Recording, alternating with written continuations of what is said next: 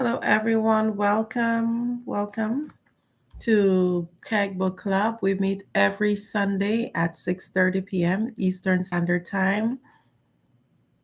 Now, we're reading a beautiful book. It's by Napoleon Hill. It's called Outwitting the Devil. So, if you haven't grabbed a copy of this book as yet, I would definitely suggest that you do so. Last week, we ended at page 182. And we are about to just continue with this beautiful journey. And I just encourage you guys to join me if you can as we read for the next 45 to 50 minutes. Now, this here is a conversation between Napoleon Hill and the devil himself. And as I always say, give approach it with an open mind. I know some of you might be like, well, how can he have a conversation with the devil? It doesn't sound realistic, etc. And I understand all of that. But I want you guys to just think of it from the aspect of the meaning of it. What is the purpose? What is the meaning behind the conversation? What can you get out of it? I want you to approach it from that aspect. Okay? So let's go. Now, question. This is Napoleon Hill questioning the devil. Let us dismiss the public school system and go back to the churches for a moment. All my life, I've heard clergymen preaching against sin and warning sinners to be aware and repent so they could be saved. But I have never heard any of them tell me what sin is. Answer. Sin is anything one does or thinks which causes one to be unhappy. Human beings who are in sound physical and spiritual health should be at peace with themselves and always happy. Any form of mental or physical misery indicates the presence of sin. Question. Name some of the common forms of sin. Answer. It is a sin to overeat because it leads to ill health and misery. It is a sin to overindulge in sex because that breaks down one's willpower and leads to the habit of drifting. It is a sin to permit one's mind to be dominated by negative thoughts of envy, greed, fear, hatred, intolerance, vanity, self pity, or discouragement because these states of mind lead to the habit of drifting. It is a sin to cheat, lie, steal, because these habits destroy self respect, subdue one's conscience, and lead to unhappiness. It is a sin to remain in ignorance because that leads to poverty and loss of self reliance. It is a sin to accept from life anything one does not want because that indicates an unpardonable neglect to the use of the mind. It is a sin for one to drift through life. Sorry, this is the question. Is it a sin for one to drift through life without definite aim, plan, or purpose? Answer yes. Because this habit leads to poverty and destroys the privilege of self determination. It also deprives one of the privilege of using his own mind as a medium of contact with infinite intelligence. Question. Are you the chief inspirer of sin? Answer. Yes. It is my business to gain control of the minds of people in every way possible. Question. Can you control the mind of a person who commits no sin? Answer. I cannot, because that person never permits his mind to be dominated by any form of negative thoughts. I cannot enter the mind of one who never sins.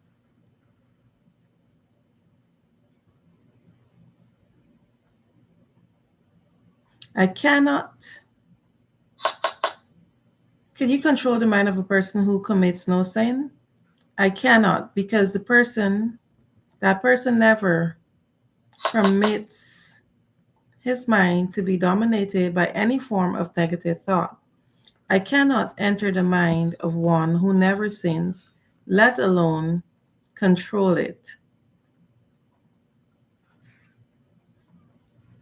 Thank you for the compliment, the temple. Thank you. Now, question: what is the commonest and most destructive of all sins? Answer: fear and ignorance. Question: have you nothing else to add to the list? Answer: there's nothing else to be added. Now, I just got to take a minute here because how profound is that? People try to list all sorts of stuff as sin, but to just think that sin is fear and ignorance. How many people around the globe live in fear? How many people around the globe live in ignorance? And the non desire for knowledge and wisdom is actually a sin. Wow. Question: what is faith? Answer: it is a state of mind wherein one recognizes and uses the power of positive thought as a medium by which one contacts and draws upon the universal store of infinite intelligence at will. Question: in other words, faith is the absence of all forms of negative thought. Is that the idea? Answer: yes. That is another way of describing it. Question: has a drifter the capacity to use faith? Answer: he may have the capacity, but he does not use it. Everyone have the potential power to clear his mind of all of the negative thoughts and thereby avail himself of the power of faith. Question: stating the matter in another way, faith is definiteness of purpose, backed by belief in the attainment of the object of that purpose that it is. Question: stating the matter in another way, faith is definiteness of purpose, backed by belief in the attainment of the object of that purpose. Is that correct? That's the idea exactly. That's the answer. Now, a note from the author: faith is a state of mind wherein one recognizes and uses the power of positive thought as a medium by which one contacts and draws upon the universal store of infinite intelligence at will. Hill subsequently sums up the definition. Faith is definiteness of purpose, backed by belief in the attainment of the object of that purpose. This is pretty deep, and I am going to definitely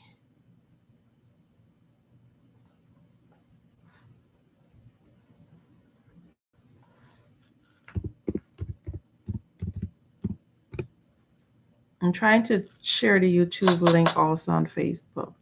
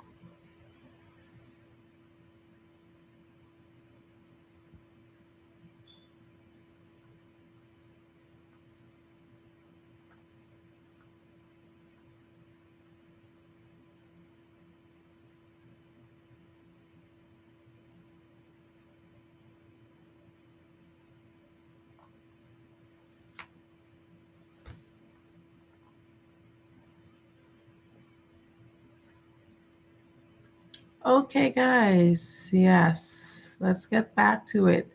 Now, that was the end of one chapter. And as you know, guess what I am grabbing for? My highlighter. You know, I gotta highlight this because faith is definiteness of purpose, backed by belief in the attainment of the object of that purpose.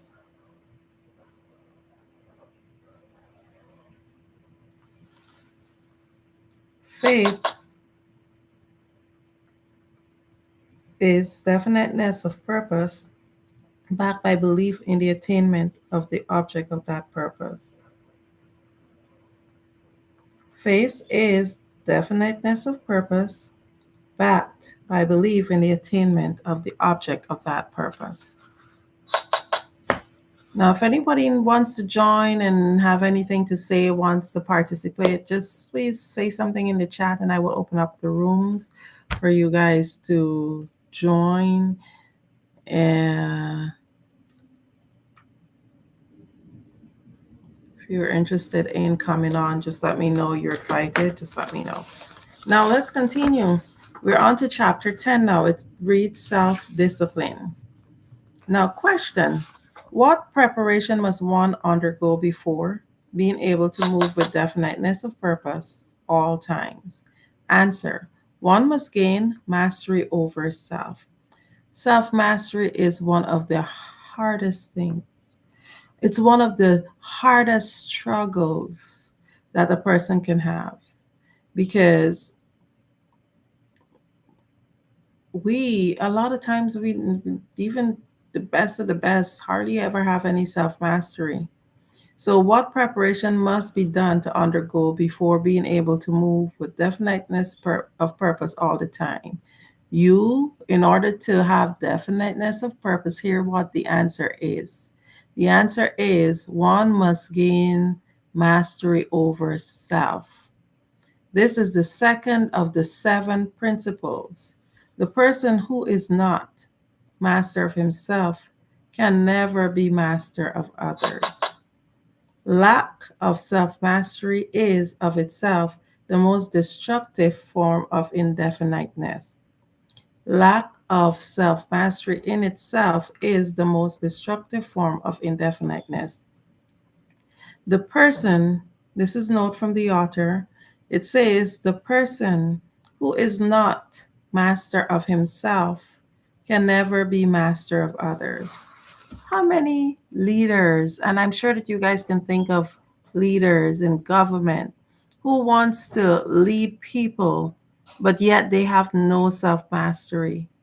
Now, if they cannot control themselves, they have no self mastery, how can they lead others?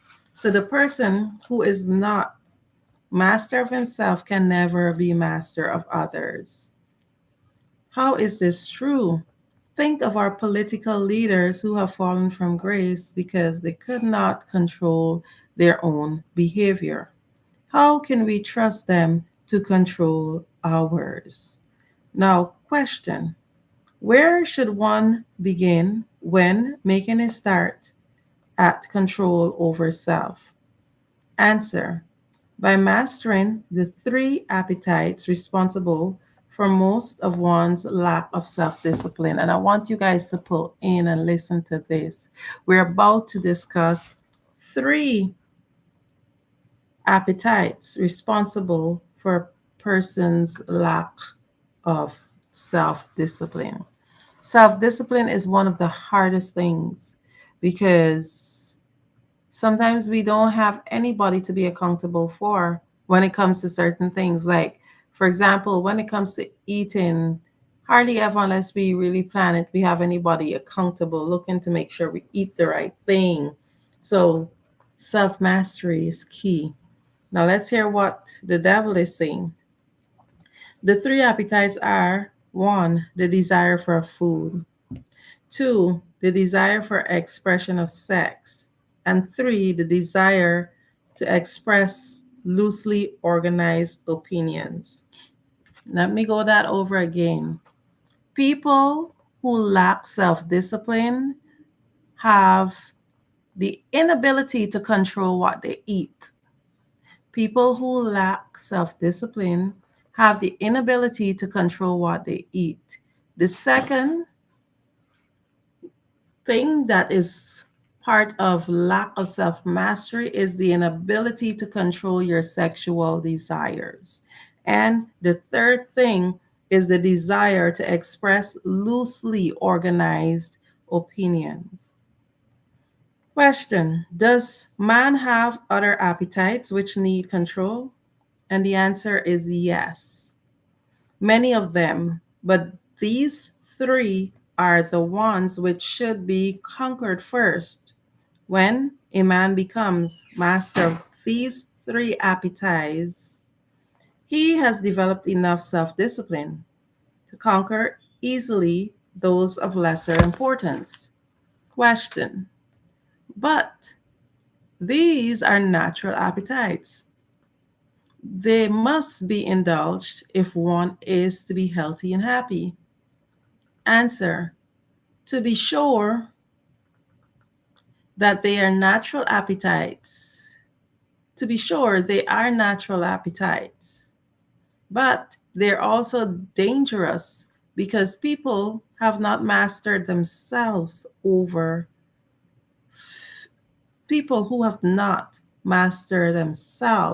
overfeed the appetites. Self mastery contemplates sufficient control over the appetite to enable one to feed them what they need and withhold food not needed. Question: your viewpoint is both interesting and educational. Describe the details through which I may understand how and under what circumstances people overfeed the appetites. Answer: take the desire for physical food, for example. The majority of people are so weak in self discipline, they fill their stomachs with combinations of rich food, which please the taste but overwork the organs.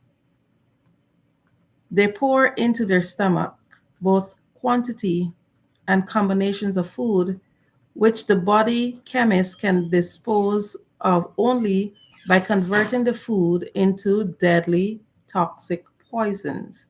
These poisons clog and stagnate the body sewer system until it slows down in its work of elimination of waste matter. After a while, the sewer system stops working altogether, and the victim has what is called constipation. By that time, he's ready for the hospital.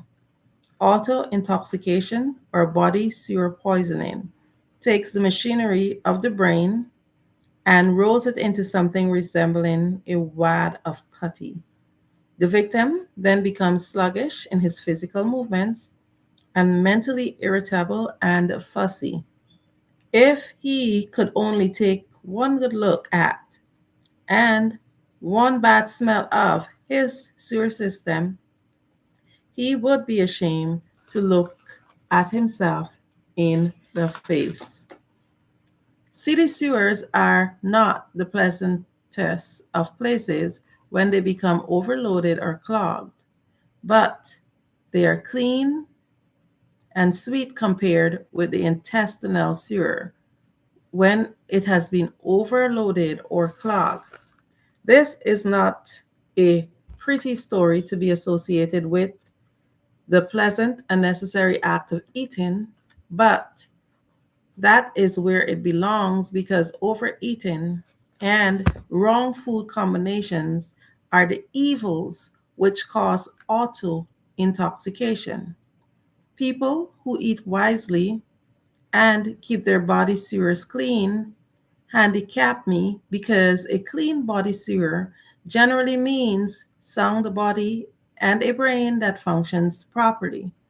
Imagine if your imagination can be stretched that far, how any human being could move with definiteness of purpose with his body sewer filled with enough poison to kill 100 people if they were injected into their bloodstream directly. This is deep. Can you imagine the things that we do when we overeat and we cannot control what we are intaking?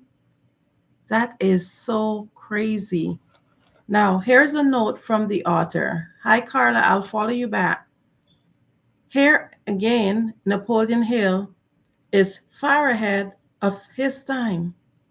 Science eventually caught up with Hill and even surpassed his intuition about physical processes and how they link to mental and emotional health.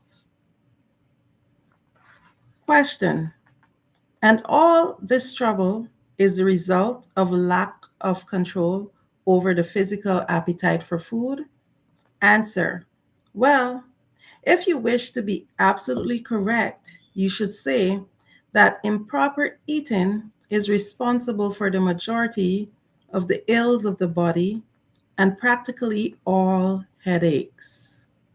If you want proof of this, select 100 people suffering with headaches and give each of them a thorough washing out of their body sewer systems with high enema and observe that fewer than 95% of the headaches will disappear within minutes after their sewers have been cleaned.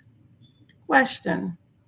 From all you say about intestinal tract, I gather that I gather the impression that mastery over the physical appetite for food means also mastery over the habit of neglecting to keep the intestines clean.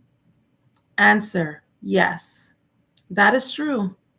It is just as important to eliminate the waste matter of the body and the unused portions of food as it is to take the right amount and the correct combinations of food. Question. I never thought of auto intoxication as being one of your devices of control over people. I am utterly shocked to know how many people are victim of this subtle enemy. Let's hear what you have to say of the other two appetites. Answer. Well, take the desire for sex expression. Now there is a force with which I master the weak and the strong, the old and the young, the ignorant and the wise. In fact, I master all who neglect to master sex. How can one master the emotion of sex? Answer: by the simple process of transmuting that emotion into some form of activity other than copulation. Sex is one of the greatest of all forces which motivate human beings. Because of this fact, it is also one of the most dangerous forces. If humans would control their sex desires and transmute them into a driving force with which to carry on their occupation, that is, if they spent on their work one half of the time they dissipate in pursuit of sex, they would never know poverty. Question. Do I understand that you imply that there is a relationship between sex and poverty? Answer: yes. Where sex is not under definite control, if allowed to run its natural course, sex will quickly lead one into the habit of drifting. Question. Is there any relationship between sex and leadership? Answer: yes.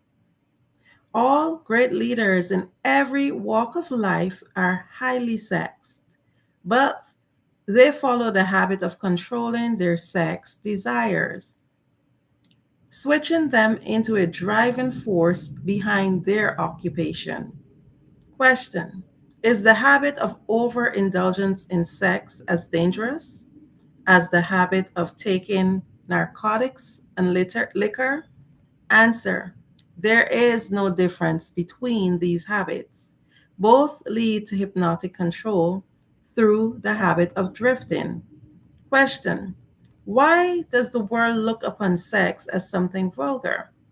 Answer: because of the vulgar abuse people have made of this emotion. It is not sex that is vulgar.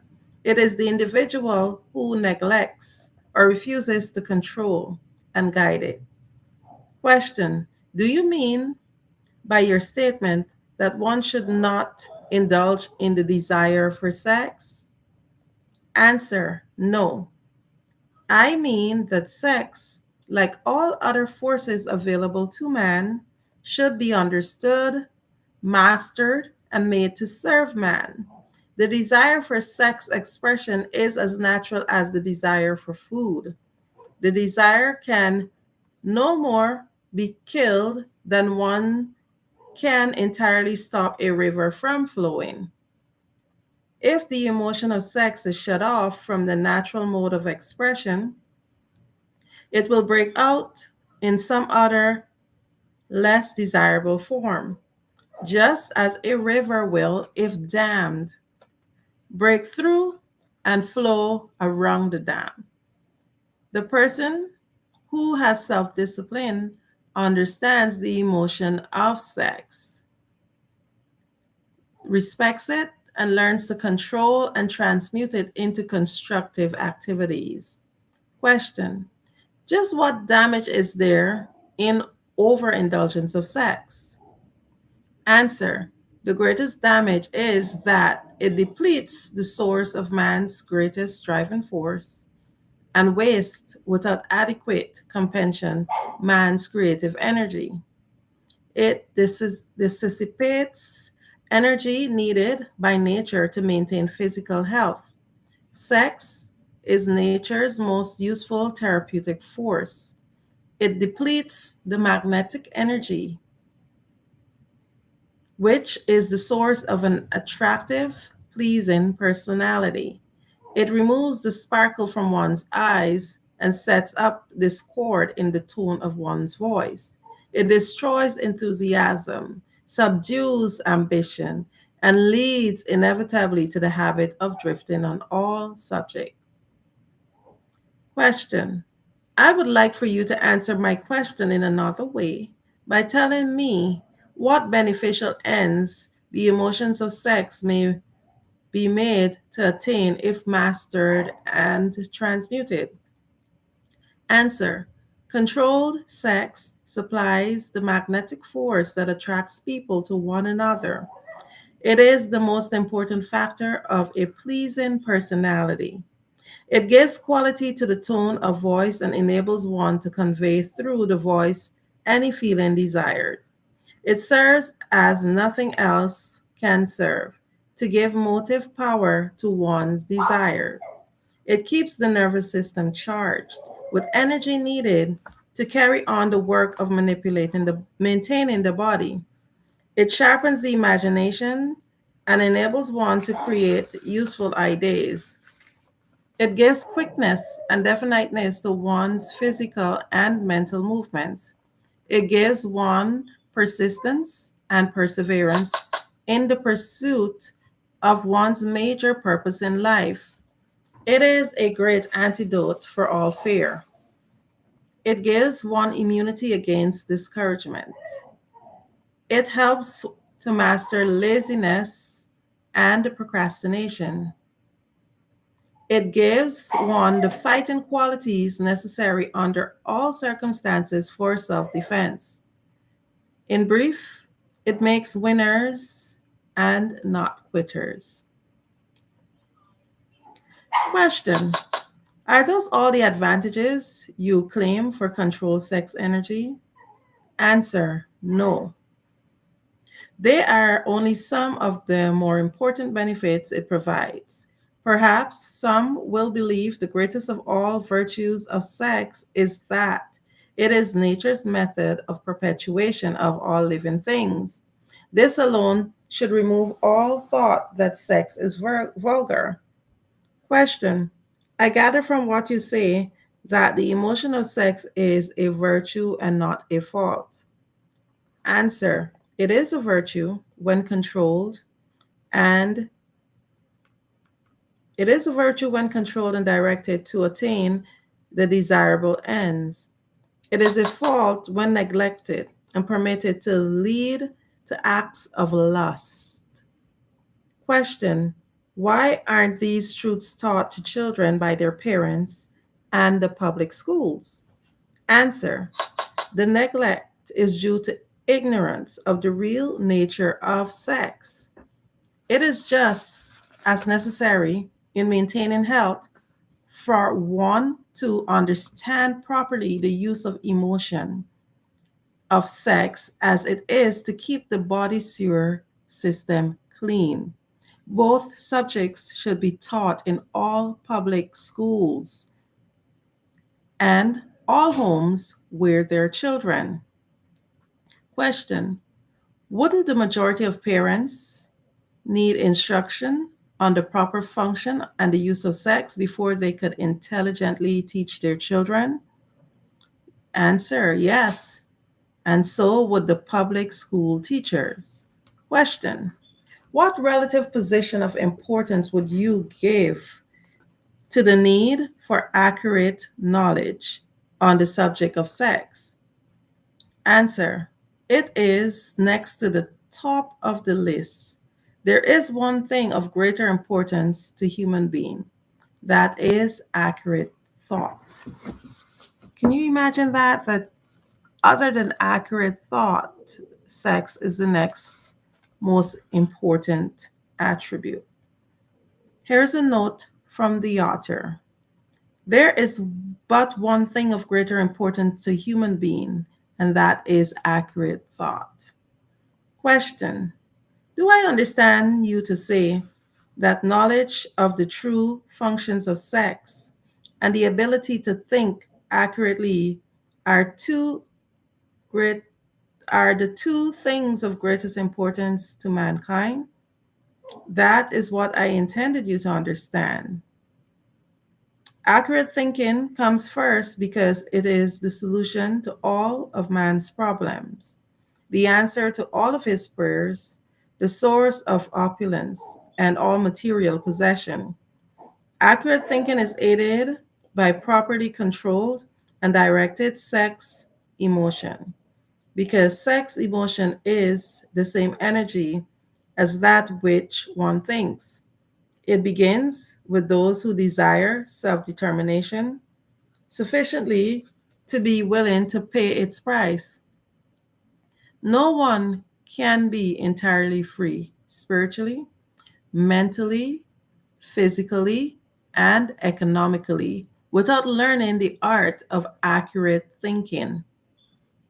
No one can learn to think accurately without including, as part of the needed knowledge, information on the control of sex emotion through transmutation.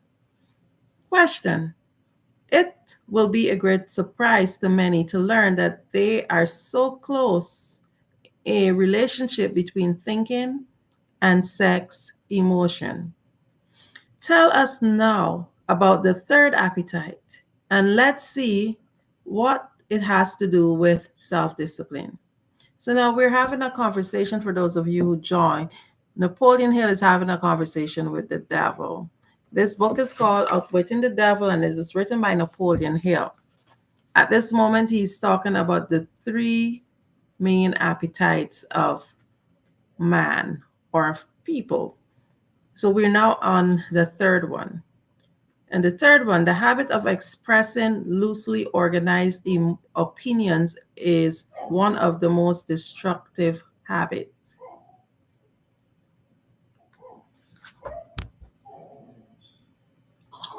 Hello? Hey, what's good? What's good? Not much. Just here reading book club. Huh? I'm here reading. I'm in book club. Oh, okay. Let me get some things from Aldi. Thank you. Okay. Uh-huh.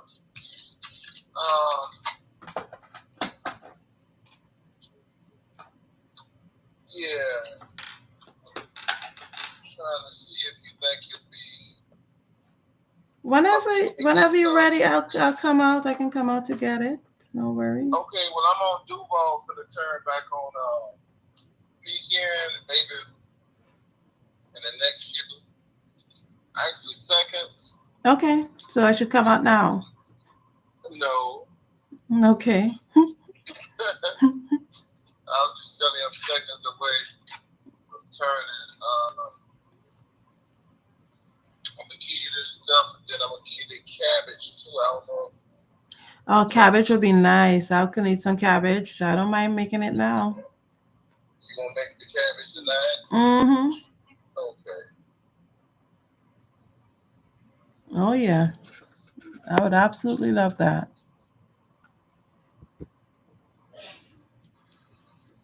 Okay. Well, I should be to you doing the next.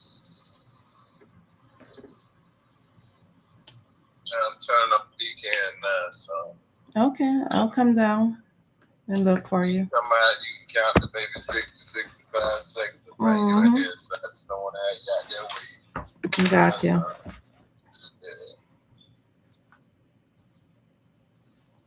But either way it goes, it's all good. Yes, sir. I'm coming. Turning in the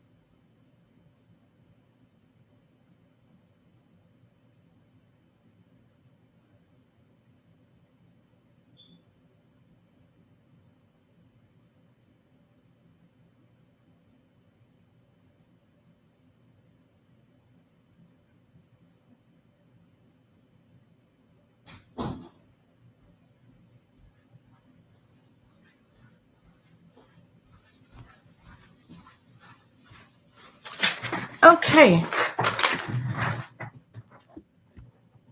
I apologize for that break.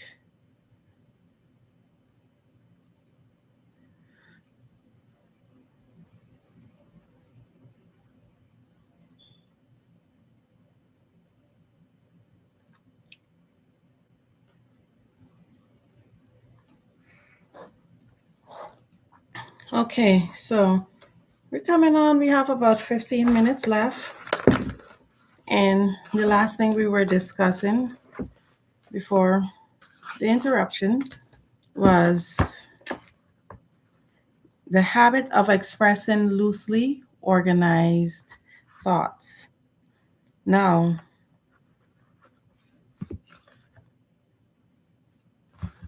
remember, this is a discussion between Napoleon Hill and the devil. He says, do I understand? This is question. Do I understand you to say that knowledge of the true function of sex and the ability to think accurately are the two things that are of greatest importance to mankind? And the answer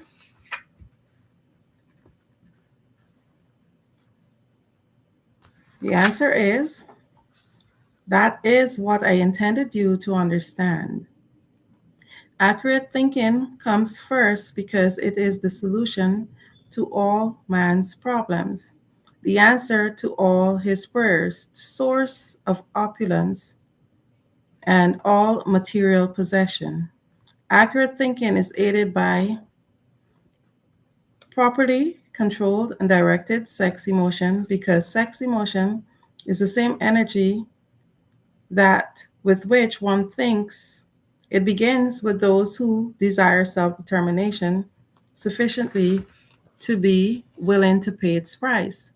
No one can be entirely free, spiritually, mentally, physically, and economically, without learning the art of accurate thinking. No one can learn to think accurately. Hi, Krishna. Thank you. No one can learn to think accurately without including as a part of the needed knowledge information on the control of sex emotion through transmutation. Question. It will be a great surprise to many people that to learn there is a close relationship between thinking and sex emotion. Tell us now about the third appetite and let's see what it has to do with self-discipline. Question. That was the question. Answer. Habit of expressing loosely organized opinions is one of the most destructive habits. Its destructiveness consists in its tendency to influence people, to guess instead of searching for facts, when they form opinions, create ideas, and organize plans. The habit develops a grasshopper mind, one that jumps from one thing to the other but never completes anything.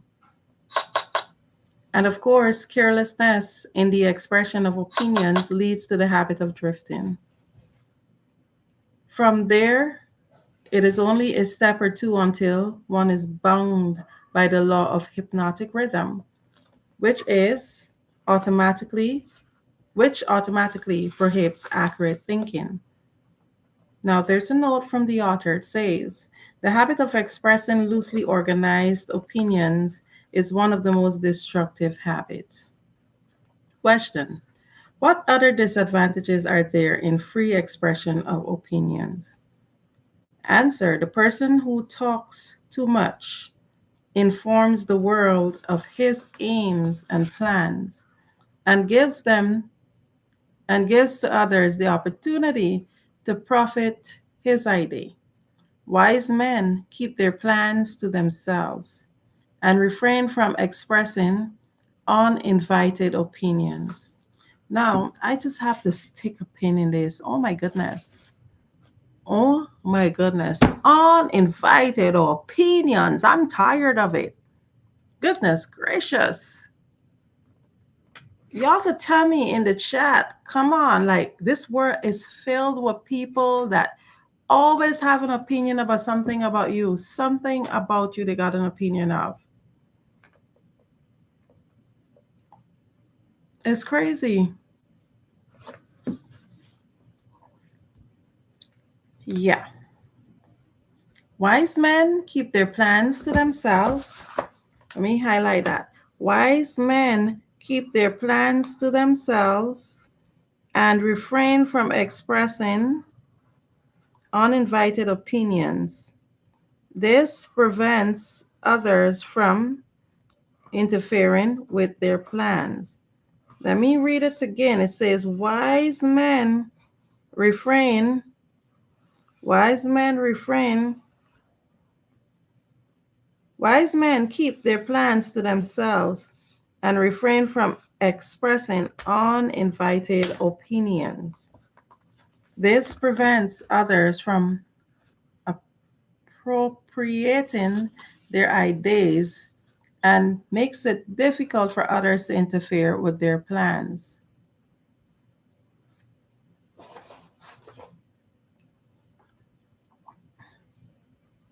Now, question: what other disadvantages?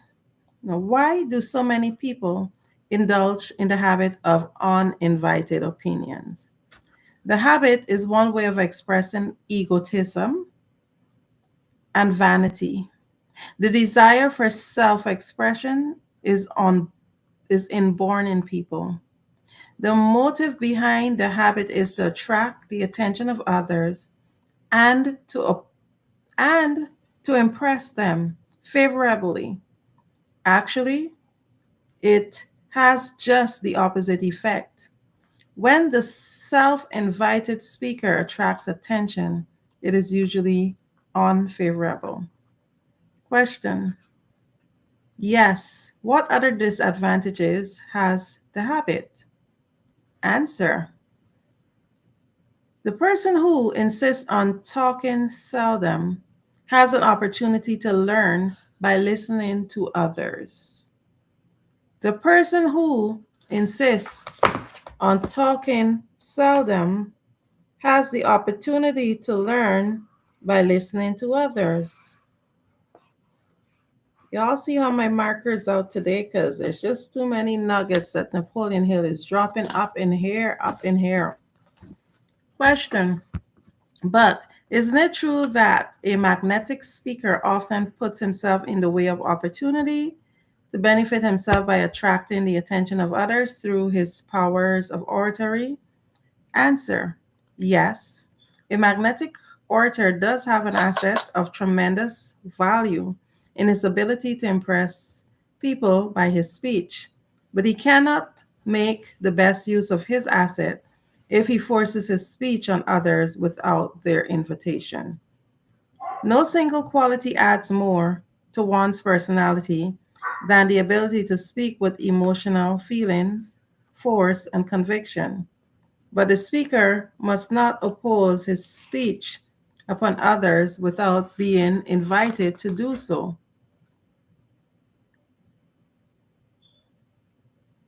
There's an old saying that nothing is worth more than its actual cost.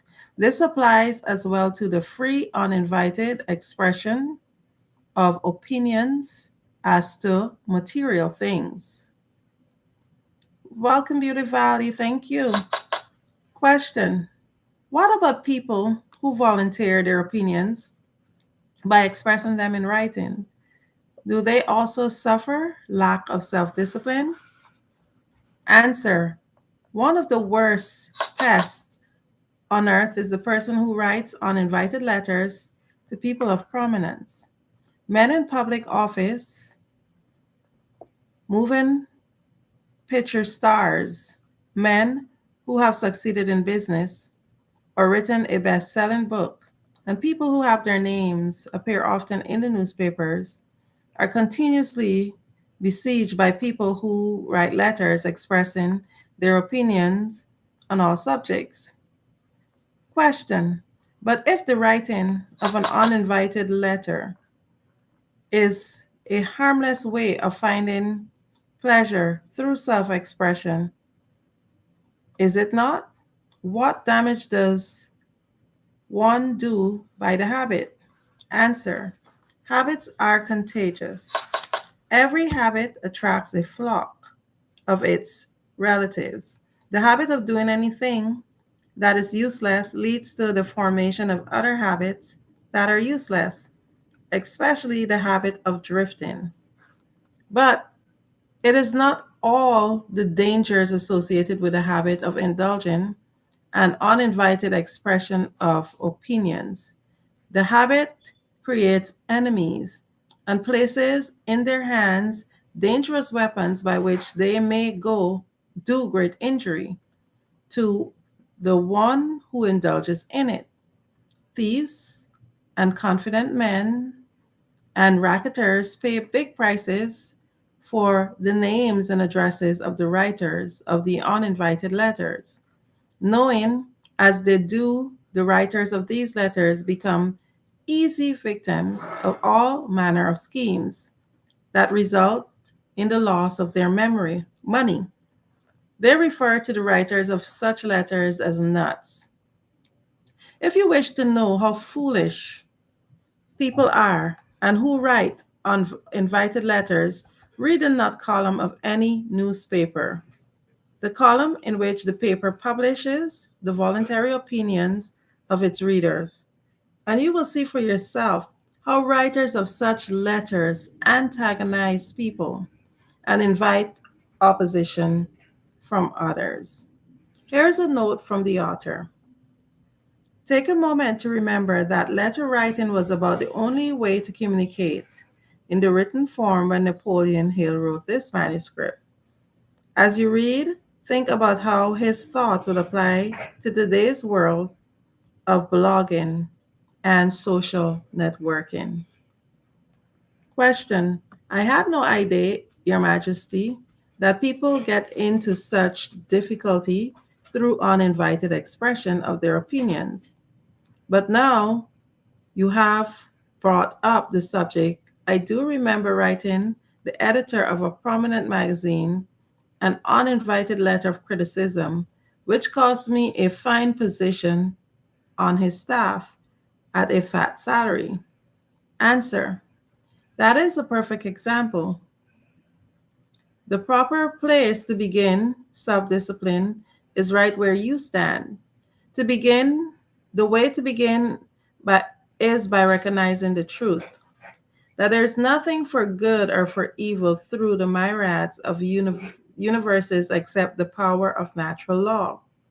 There is no individual personality anywhere throughout the myriad of the universe with the slightest power to influence a human being save nature and human beings themselves.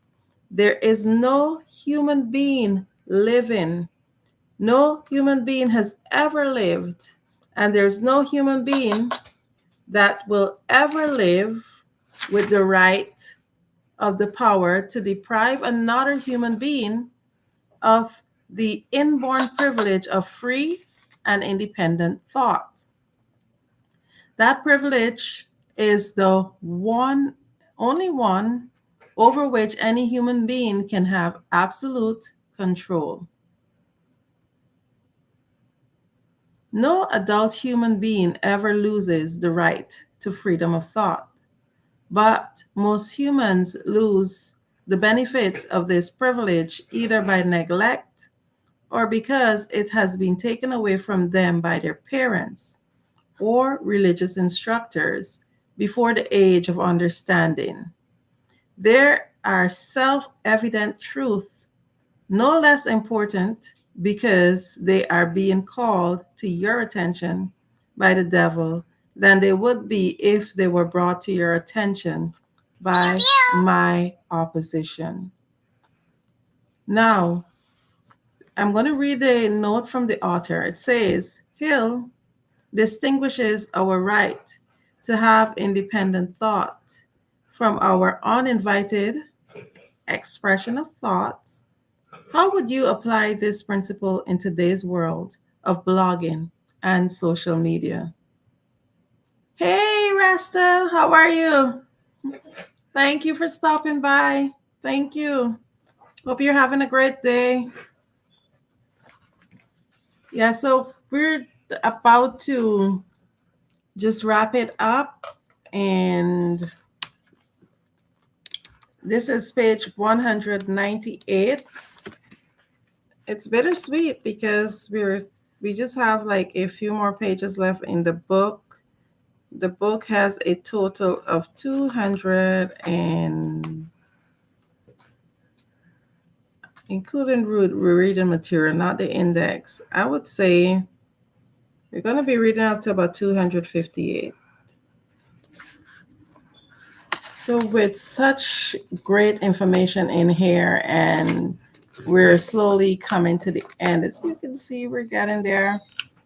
But I just want you all to continue to just apply these principles, take the information from the interview, and just embrace it, apply it to your life, and see the changes that you can make by doing so.